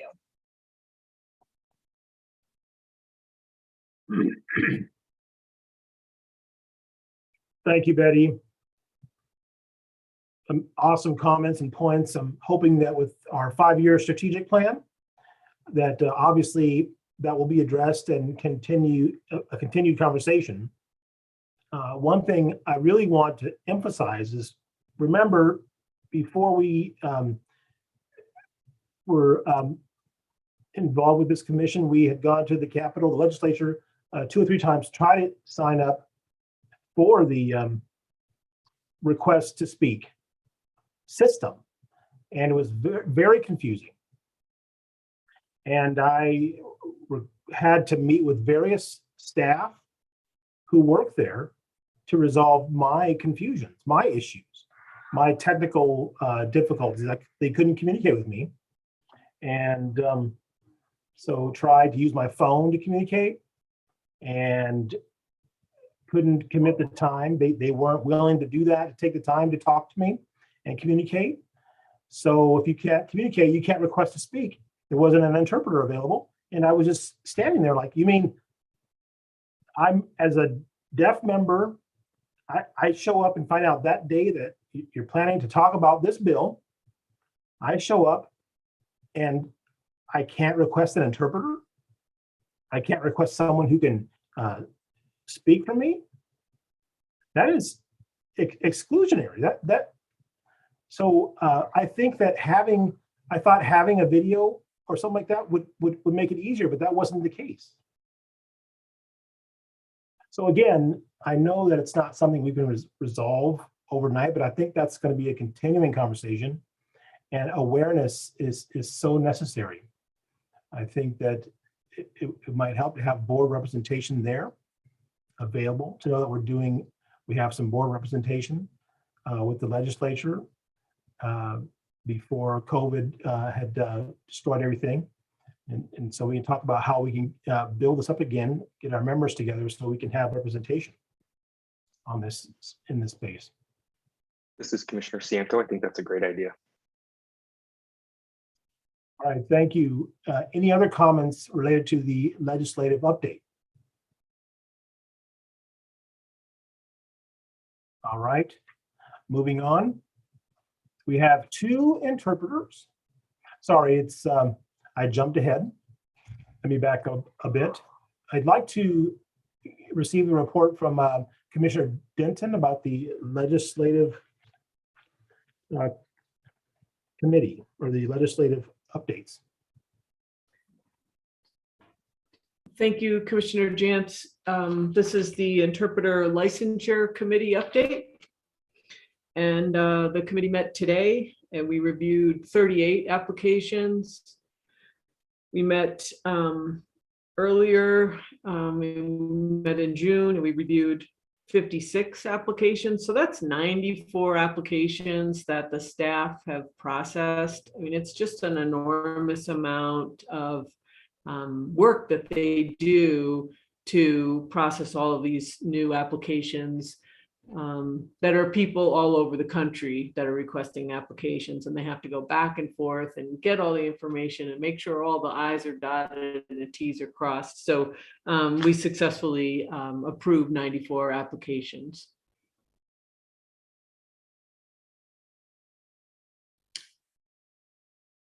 So thank you again to all the office staff for making our job easy. Wow, that's great. Thank you so much. Thank you so much, Commissioner Benton. We know how much it takes, but we appreciate the transparency of the ILC and for making this information transparent to the public as well. So we can provide better quality interpreting services through ASL licensure and setting the high expectations that we have in place. And I think that was a great segue to our interpreter issues or complaints. We do have 2 of them. Board members, you do have specific materials that you should access on the portal. If you have not accessed them, you should be able to log in and access those documents. Sherry? Before Emmett speaks, I wanted to go on record. We do have an Attorney General representative, Joanne Handy is absent, but she sent a replacement in her place and can't remember her name. She was Patricia. There you are. Okay. Can you say your last name, please? It's Lamanya. It's like lasagna, but with an M. Okay. Patricia Lasagna. I like that. Okay. Just want to go on the record for the minute. So thank you. So I'm going to turn it over to Emmett. This is PB. Thank you so much, Sherry. You stole my thunder. But I'm happy to see our Assistant Attorney General with us here today. Thank you so much for being with us. Again, for the board members, you are able to review these materials on the Commission website. I'm going to have Emmett give us the summary one at a time with his recommendation, and then we will discuss. The first one we'll be discussing, the first complaint is Tiana Dopp. Emmett, take it away. All right, I want to make sure that my interpreter can see me. Okay, thank you so much. Hello, everyone.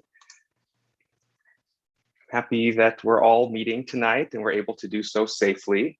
There are 2 inquiries that you'll see. The first one is Tiana Ropp, and there is another from Jill Blass. Before I get into the summaries, you may notice some similarities between the 2 complaints. And it was just by coincidence that this happened. The situations are pretty similar, and they're just like a situation that we talked over in February. For the interpreter's sake, I'm going to be reading the short summary.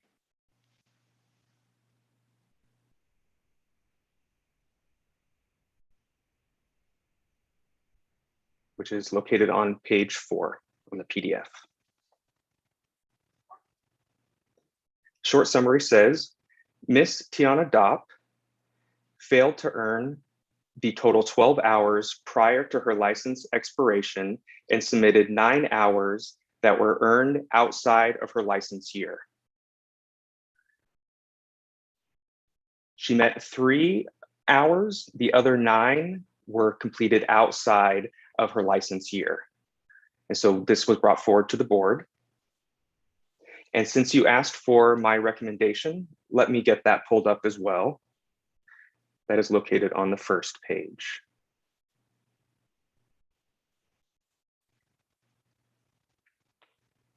My recommendation is to renew her license because this is a renewal application before you.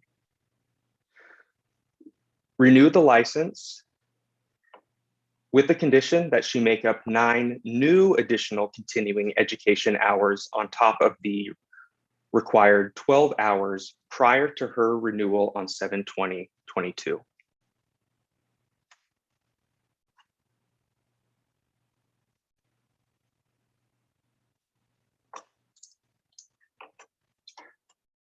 This is Commissioner Jantz. The interpreter wasn't, okay. I'll repeat, the interpreter didn't have me pinned. I can repeat that.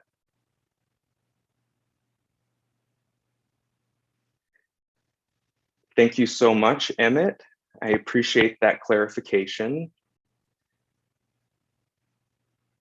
I do have a question in regards to your comments.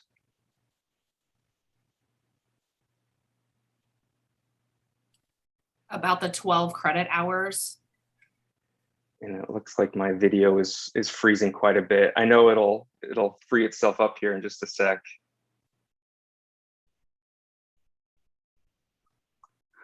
I'll rely on the interpreters for feedback, so let me know if you missed something. And then I can repeat. I'll start over. Gotta love technology.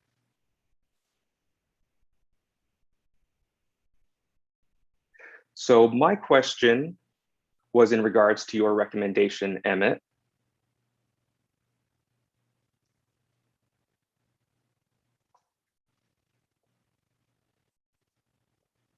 The video's freezing again.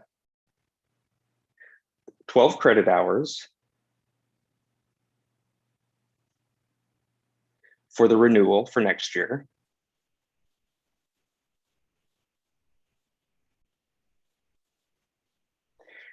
Are you asking for an additional 9 hours during that same time frame?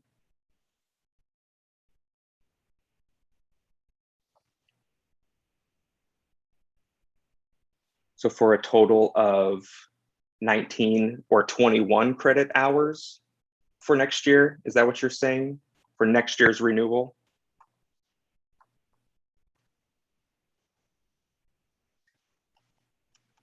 This is Emmett. Okay, just want to make sure that the interpreter was able to catch that. Yes, to clarify, I am asking for the renewal to have 9 additional hours completed for a total of 21 hours for next year's renewal. Yes. This is Chair Jantz. Thank you so much, Emmett. Any conversation, discussion, questions?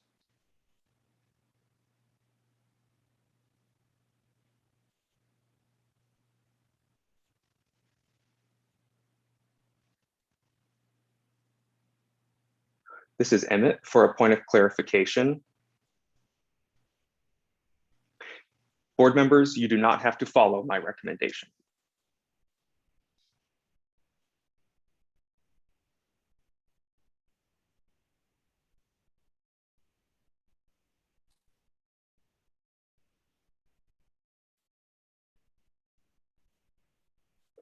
Commissioner Benton?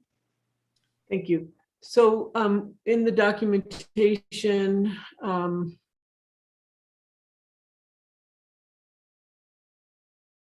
it says that she was issued her first provisional license in 2017. So even given COVID, she's well aware of the expectation because this is something that she's been doing since 2017. So I would support the recommendation of the office staff that we approve the license with the renewal with the understanding that she complete 21 hours by her renewal date in 2022. And for as an aside, for those of you who may not know, there is a ton of free training online that is available to interpreters. So when I hear people say that it's a financial burden, I take issue with that because there's a ton of free stuff out there. Emmett is really quick to help with the continuing education partnership that the commission does with RID. So if there's something that somebody wants to attend that is not already credentialed for those hours, they can get it through. I mean, it's a very easy process. He makes it very easy. Plus, there's just a ton of stuff available online. So just so you guys don't say, oh, this poor person, they're going to have to pay for 21 hours.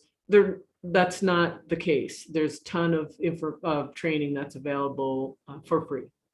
So I would make a motion that we accept the recommendation from the board or from the staff.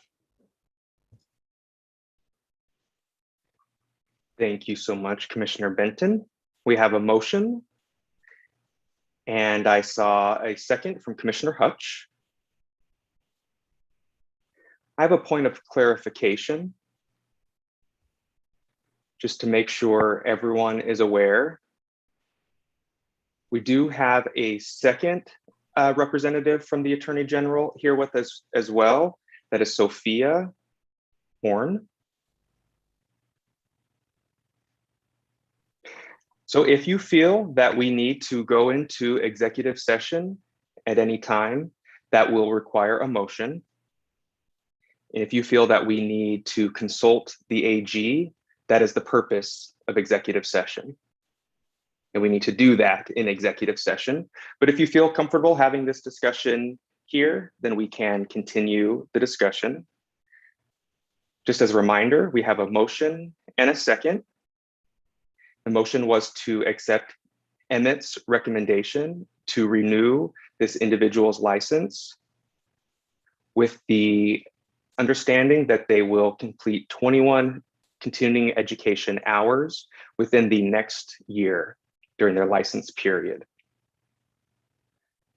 Any additional discussion or questions?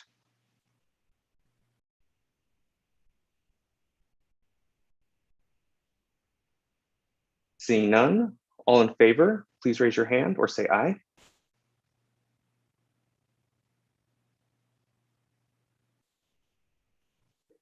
Any opposed? Please show the same.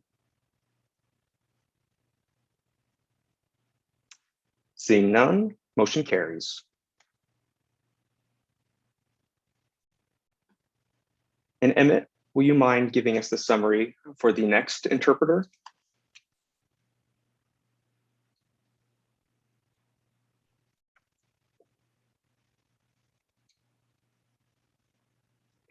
And this summary is pretty much the same as the previous summary that I gave, but the numbers will be a little bit different.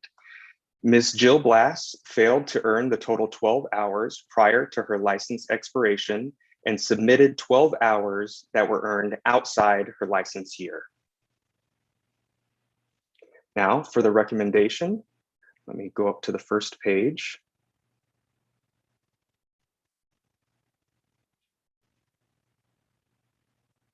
The recommendation is to renew her license with the condition that she make up 12 new additional continuing education hours on top of the required 12 hours prior to her renewal on 7/20 of next year. That means that she would be completing a total of 24 hours. Or if the board accepts Ms. Blass's request that her recent 12 hours she earned be accepted in lieu, and you can see the attached copies of the certificates of attendance. Thank you, Emmett. Any discussion or questions on this topic?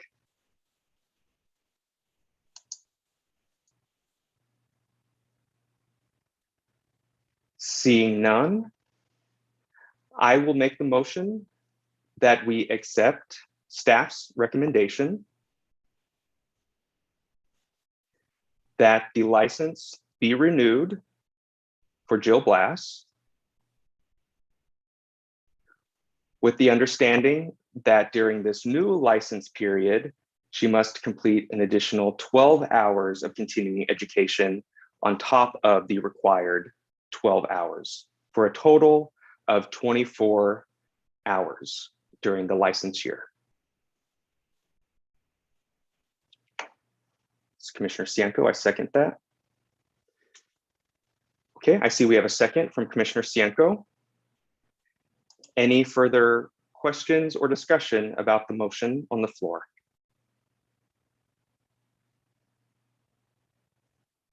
Seeing none, all in favor, please raise your hand.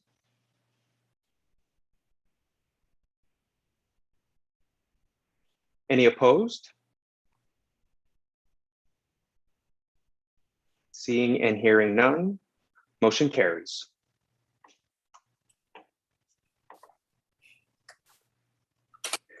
Thank you, Emmett. As always, your report is thorough, and I appreciate your detailed report. This is Emmett. Thank you. I hope you all have a good evening. Goodbye. This is Commissioner Cienko. Thanks. Goodbye.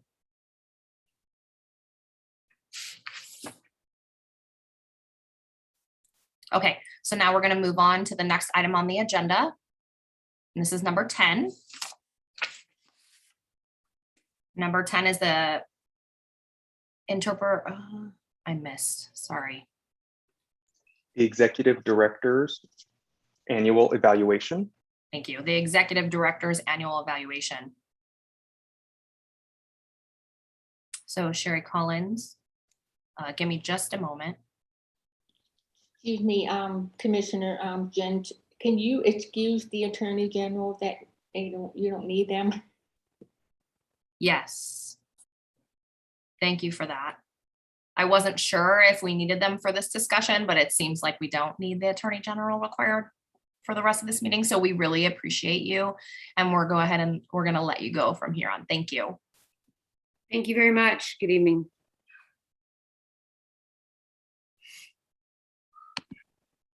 Bye.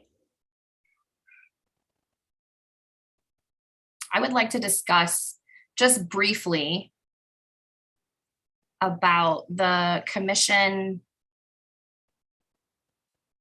Personnel Committee. personnel committee. I would like to just discuss that briefly. And then if we can have Commissioner Benson just give a brief summary of the committee discussion. For the personnel committee, we have 3 members involved. It is myself as the chair, Commissioner Benson as a representative, and Commissioner Williams. Webster. Webster, I apologize. And unfortunately, Commissioner Webster last minute was not able to be here for personal reasons. So we're just hoping everything works out and goes well for them. So we did proceed with the discussion and we did have staff involved in that discussion. That was Carlos and Sherry, if she wants to talk about the discussion now. So Carlos, are you available? Are you here? Perfect. Okay, I can see you. Great. And then Commissioner Benson, would you mind just giving a brief synopsis of what you all had and what you would like to propose to the board? I'd be happy to. Thank you. So we had a great conversation about both Sherry's evaluation, which really it was the feedback that all of you provided in the survey that was sent out. So Carlos presented us with a summary of all of that feedback and where Sherry landed on the scale of there were 3 exceeds expectation, meets expectation, and the last one I don't even remember because she never sank that low. So she was always primarily in the exceeds expectation and occasionally in the meets expectation. So even given all of the challenges during COVID, most of the 10 individuals from the board who responded rated her primarily in the meets or exceeds expectation. So then the tough part of the conversation came up when we had to talk about financial compensation and how were we to proceed with that and making a recommendation to the full board. One of the things that was really important for our conversation was just historical information. So Sherry has not had an increase in her compensation for quite a few years now. Every time a recommendation is made by the board that she have a salary increase, it's turned down. They're saying that she's at the top of the salary range for her category based on the size of the organization. So if you took the same grade and you looked at a bigger organization, they have a ways to go. But based on the size of ACDHH, Sherry is capped at a lower rate. So every time they go to propose, we recommend based on her performance that she should get an increase, it gets turned down. So then we started to think, okay, so what are the other options that we have? So the other option that we were able to use is a bonus. And you could give someone in Sherry's category a bonus of up to 10% of their annual wage. So how this started, we were going to propose to the board a 5% bonus for her merit, because based on the evaluation,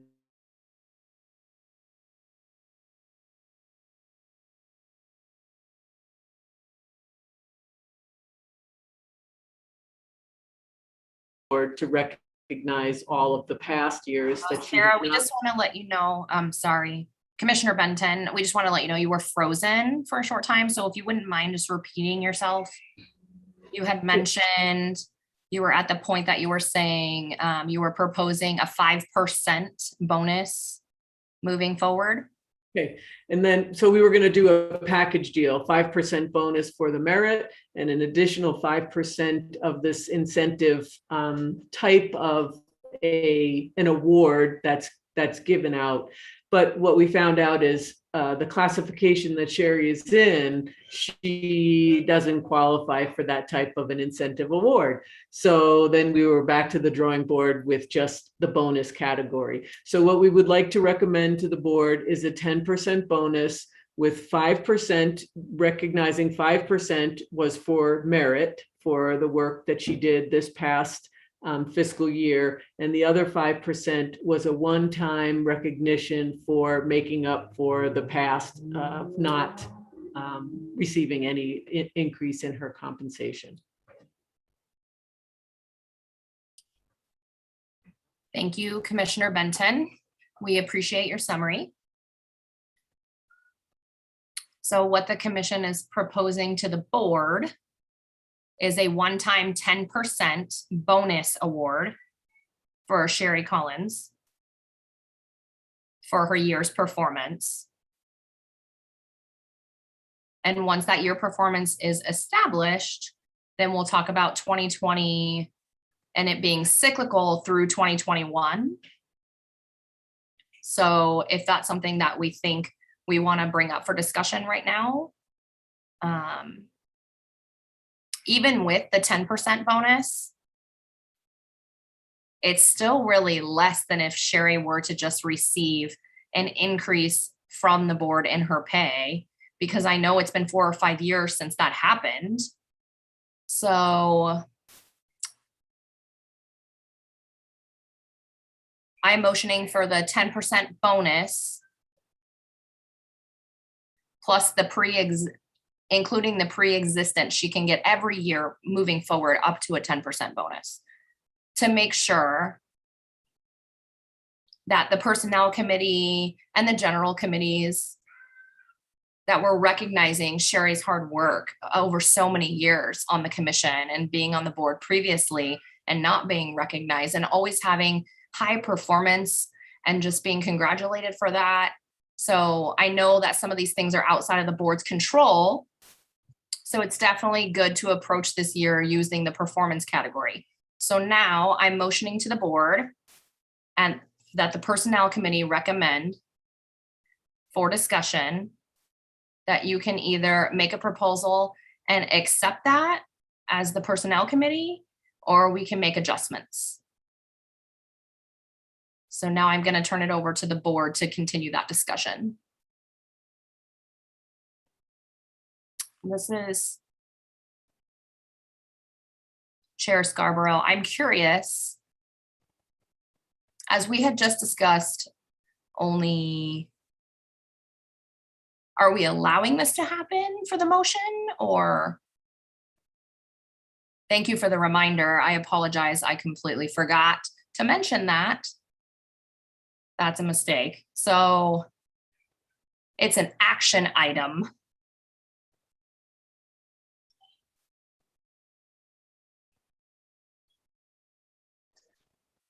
Something happened in the formatting and the action part got taken off there.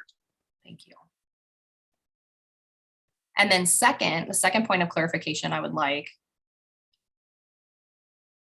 is because this discussion, I thought it was supposed to be closed. Was this going to be a closed meeting or not?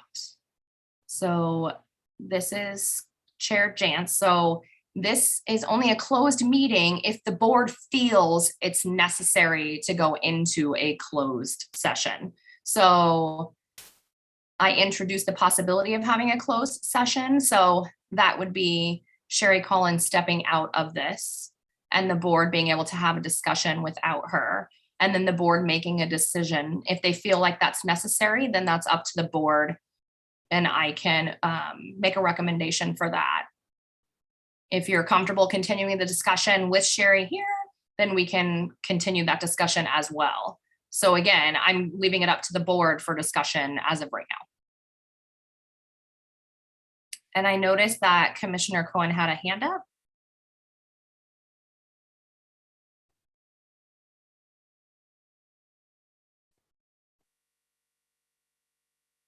Commissioner Cohen, do you have a comment? Oh, this is Commissioner Cohen. You're right. I'm sorry. I had the same question, so I'm sorry. I know that Sherry's here and we were having that discussion and she's just kind of like there. And so I'm thinking maybe we should go to a closed meeting. I don't know the policy and procedure related to that, but if it could stay open, it's really up to you guys. And this is Chair Jantz again. If you guys feel that we want to go into a closed session, you have to propose a motion for that. Sherry, go ahead. Just a clarification so the board understand. When you go into the executive session, you can't vote or make a determination. You can talk and then you come back in public and you make a decision. So what was already discussed publicly is normal. So if you're discussing on a contract issue, it's in a closed discussion, but I'm not on a contract. I'm not a contract employee. So just so you know, your parameter is when you go into the executive session, the only discussion, what is it that you need to discuss? If you need clarification, open meeting need to happen because you're not discussing anything sensitive in a closed meeting. Just so you clarify, because the open meeting law is very strict on your ability to go into the closed meeting. So just leaving that, just because I know there were some, not clarify exactly what it means. Exactly. Thank you, Sherry Collins. We appreciate that. And again, If you guys are not feeling comfortable with Sherry being here for this discussion, then we would require a motion to go into an executive session. So Carlos would be there and he's available to answer any questions if we need that. Or, and then any decision or last minute voting would be during an open meeting, during the open meeting. So again, the board, I'm kind of inquiring to you, what are you feeling about this? What's your preference? Would you prefer we go into an executive session? And do you want to make a motion, or do we want to continue this dialogue with the recommendation from the Personnel Committee? This is Commissioner Brimhall. Can I make a motion that we take the recommendation and move forward without a closed meeting?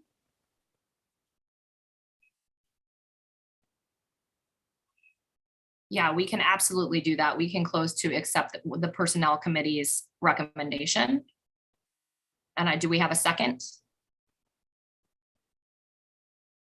I see Commissioner Kosh and Cienko, and I see Rourke as well. Okay.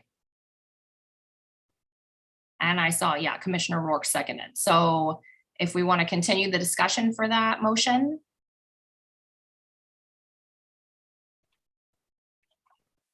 All right, seeing no discussion for the motion, then we'll go ahead with the vote. I'd like to do a roll call for a vote on the motion.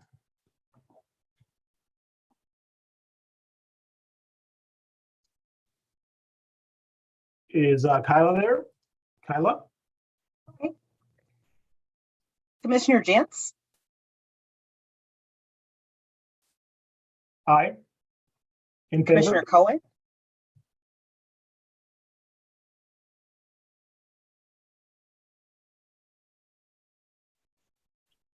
I abstain. Commissioner Scarborough, Aye. Commissioner Benton, Aye, I'm in favor. Commissioner Cinco,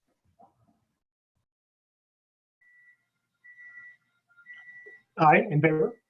Commissioner O'Rourke, Aye. Commissioner Williams, Aye. Commissioner Collinsworth,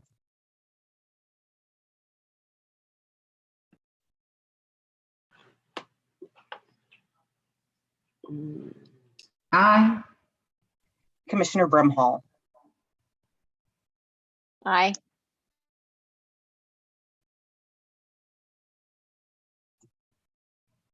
Sorry, Commissioner Hutt, Aye. thank you. All right, thank you. Thank you, Kyla. We have a final person confirmed, and that motion passes. Congratulations, Sherry. Thank you. Board, be aware, the board makes the recommendation. The approval still must be passed by the ADOA. They are the final decision maker, so that means it could be still declined. That 10% bonus could still fail. So we'll let Carlos work behind the scenes to pursue that recommendation to the ADOA, and hopefully we have a positive update for the next meeting. All right, moving on to number 8, future agenda items. Items we'd like to see continued discussed is the youth topic. I'd like to talk about some potential ideas on what the committee can establish, or the board can include as far as supports as well. And that might mean, as long as we follow the meeting laws, we can revise our language or something if necessary. Appropriate language, of course. Any other items for discussion you'd like to see on the agenda for next time? Okay. I have two things I'd like to include as well. One is that you may be aware, you may not be aware, that the next board meeting will be in November. Typically, November is for elections. So I'd like to add that on the agenda. And I'm hoping at that time, we'll have a continuation with the 3 representative board on the board whose terms will be ending this month. So hopefully there'll be an extension or a replacement. So we have 2 vacant positions, and I'm hoping that we can get people interested and to serve on the board.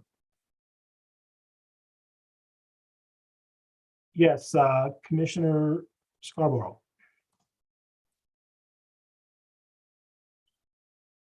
I remember in previous meetings, we did discuss and vote on having a video meeting, a virtual meeting. So 3 of them, right? So that means then that the next meeting, we need to talk about what to do going forward. So that should be on the agenda, one of the items as well. You're right, and that was my second thing I was going to say, but you mentioned it before I got there. We'll add that for discussion. I have some concerns about that, but I think it's worth it to continue that conversation. Obviously, with technology, it's not ideal for accessibility or for clear communication, but the board does benefit having in-person meetings. However, with the Delta variant becoming more prominent, things are still up in the air. So we have to sort of take the pulse of how things will be at that time. We'll add that to the agenda. Sherry Collins, would it be possible for you and possibly Betty to get the pulse from the community and other state agencies and commissions and see how they plan to set up meetings for next year, either continuing virtual meetings or hybrid meetings in person? I'd like to see what the community and other agencies and commissions are doing on this subject. Excuse me. Any other agenda items you'd like to see added? I see Commissioner Cohen. I've got a couple questions for you. The elections in November. Does the commission need to establish a chair for that, or how does that election work for November? Can you add more clarification on that? Sure. The way the process works is if the board decides to continue on with the election, then the board will make a nomination for 3 positions: chair, vice chair, and secretary. Yes, that'll be at the November board meeting. And we have in the past either tabled that discussion or continued with the current elected officials because of the not having people to serve in those positions. Hopefully in November they'll be filled and we can continue to have an official election. That is the hope, but we'll have to see how that goes in November. And there was a second question. One moment here. Yeah, so I was thinking for the future agenda items at the commission, there are different requirements for different commissioners. I know that you have to have different representation. You have to have a deaf representation, hard of hearing representation. I was thinking about potentially adding a deaf-blind representative to the commission to represent that community. Could that be added to the next agenda item for discussion? That's definitely, I'm sorry, excuse me, my dogs are playing in the background behind my screen here.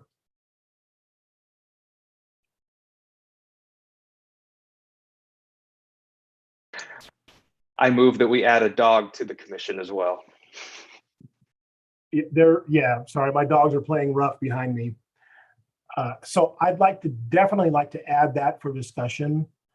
The commissioners, we'll have to figure out what the law says and what is required to add new positions.